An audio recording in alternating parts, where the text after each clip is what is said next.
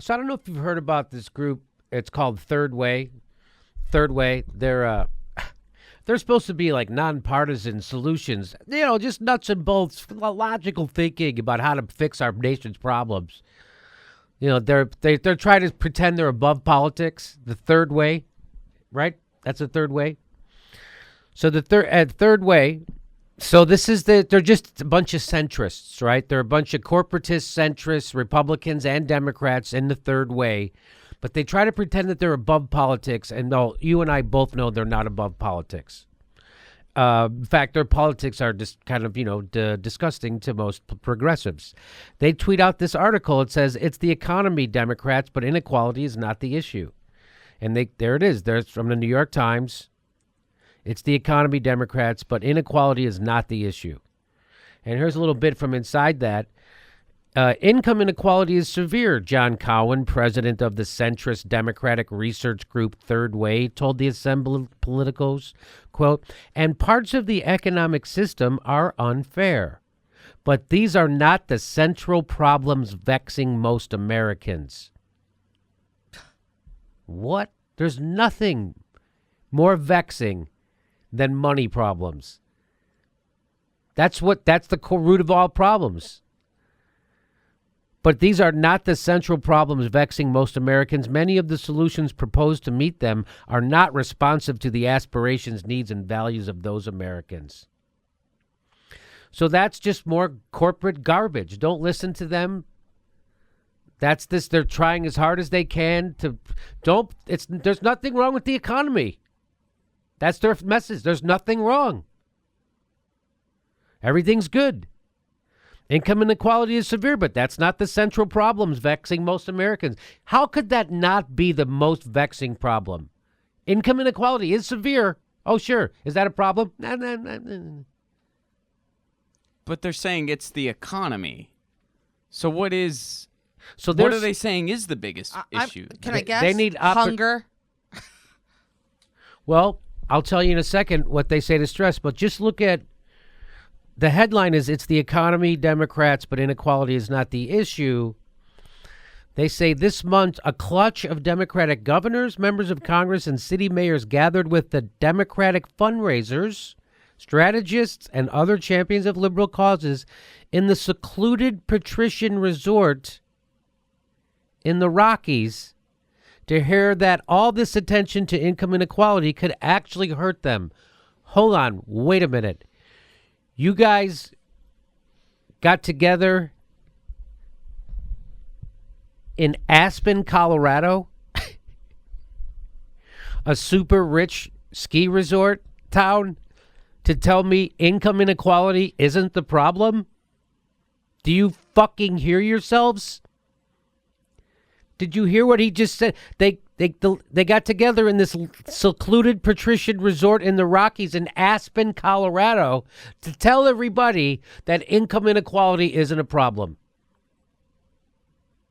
Did anyone even read? Did anyone even look at the article before you printed it? It says Dateline from frickin' Aspen, Colorado, right there.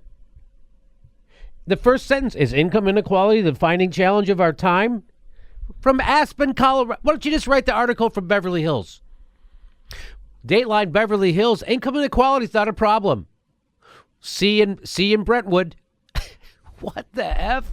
We're writing this from Trump Tower. Turns out income inequality, not a problem. I mean, this could actually be an Onion headline. Yes. Like, billionaires gather in rich place, determine income inequality isn't real. That's exactly what this is, Ron. That's literally what they did.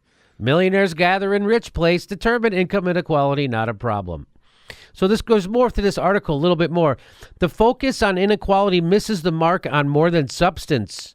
In a country where only a quarter of voters identify as liberals and 2/3 believe that big government is the main threat to the nation's future, and where over the last decade the Democratic Party has hemorrhaged governorships, seats in Congress, and half of all its seats in the state legislatures, focusing on income redistribution could amount to political suicide. It sounds like you guys already committed political suicide. What are you talking about? You're already dead. You lost to Donald Trump, and you just articulated that you are wiped out at every level. And now you're afraid about committing political suicide? And they always act as if they've been doing super progressive stuff all along, and that's why they've been winning. You've been losing because you've been doing right-wing stuff all along. Because the Democrats turned their back on workers. That's why you've been losing. Isn't that, it's like everything backwards, upside down, inside out. Mm-hmm. Oh, you know why we've been losing? Because we've been too progressive. We've been responsive to the people's needs. We've been pushing minimum wages. We've been pushing stronger unions. We've been pushing better jobs. We've been pushing to break up the banks. We've been pushing for free college. We've been pushing for single payer, and we've been losing. No, you've been pushing Republican light ideas. By the way, when you guys controlled government, the Congress, the House, the Senate, and the White House, when the Democrats had it, what'd you do? You made the banks bigger, you made the Bush tax cuts permanent, and you gave us a right-wing health care plan with no cost controls anyway. That's what you get for voting Democrat. Right-wing fucking policies, and that's why you're wiped out. That's crazy. So instead, what do they really want, Ron? Here's the answer. Finally, here's the answer. What do they want? Instead, he argues Democrats should aim at what he defined as the scarcity of opportunity, afflicting so many Americans. The great moral cause of our time. I've never even heard that phrase until this goddamn article.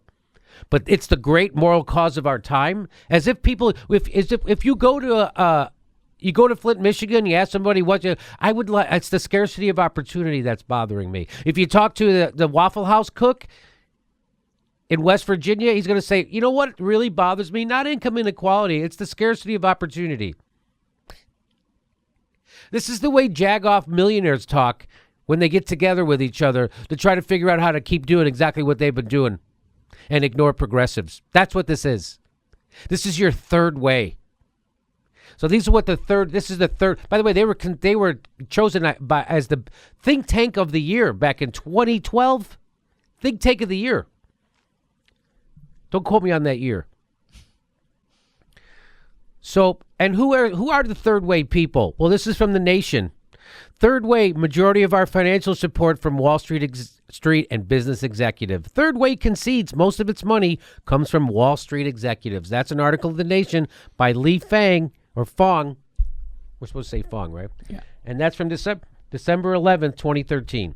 We determined that people are really upset about a scarcity of opportunity. So give us more tax breaks so we can make those opportunities.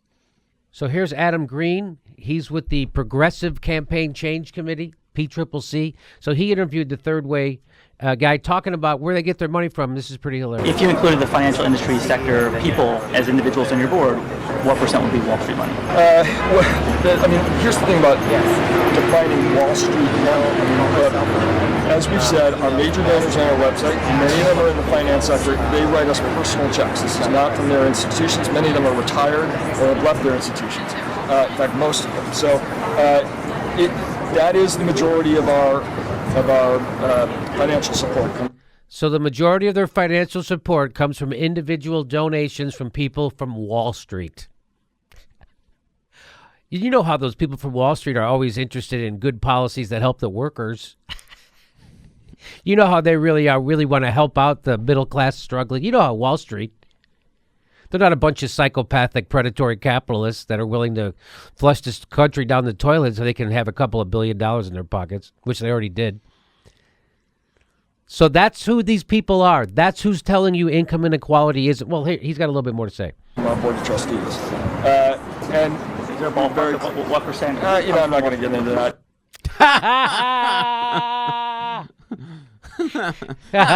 Tomato. Yeah. Not important. I want to get into that. And here's from The Economist. Same BS. The Democratic Party's urgent task is to avoid left-wing populism becoming the default option. Yeah, you don't want to be a populist. You just lost to a right-wing populist. Yeah, you know what? Why would you want to run a populist? Let's run somebody that people aren't that crazy about.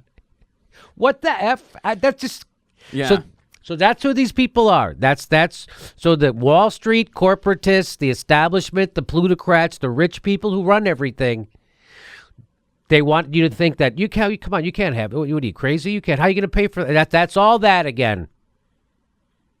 Meanwhile, Okay, so richest country in the world, we can afford everything. More democratic populism, left-wing populism is what's needed right now. That's why Bernie Sanders filled stadiums. They had to cheat him to get a guy with no name recognition, the most powerful political machine in history, had to cheat him to win this primary.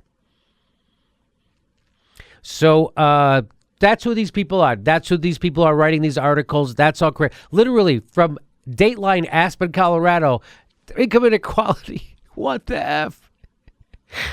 All right. So is the scarcity of opportunity, is that really just goes back to scarcity of opportunity to screw more people?